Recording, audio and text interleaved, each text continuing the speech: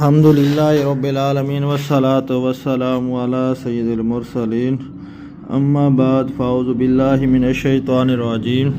بسم اللہ الرحمن الرحیم۔ حضرت سالم اپنے باپ سے روایت کرتے ہوئے فرماتے ہیں کہ نبی اکرم صلی اللہ علیہ وآلہ وسلم نے فرمایا کہ دو آدمیوں کے سوا کسی پر حسد کرنا جائز نہیں، ایک وہ آدمی کہ جسے اللہ تعالیٰ نے قرآن مجید عطا فرمایا ہو اور وہ رات دن اس پر عمل کرنے کے ساتھ ساتھ اس کی تلاوت کرتا ہو، اور وہ آدمی کہ جسے اللہ تعالیٰ نے مال عطا فرمایا اور وہ رات اور دن اسے اللہ کے راستے میں خرچ کرتا ہو۔ حضرت سالم بن ابن عمر اپنے باپ سے روایت کرتے ہوئے فرماتے ہیں کہ رسول اکرم صلی اللہ علیہ وآلہ وسلم نے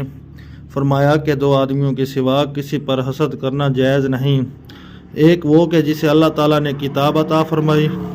اور وہ رات دن اس کی تلاوت کے ساتھ اس پر عمل بھی کرتا ہو، اور دوسرا وہ آدمی کہ جسے اللہ تعالیٰ نے مال عطا فرمایا اور وہ اسے مال سے رات دن صدقہ کرتا رہے۔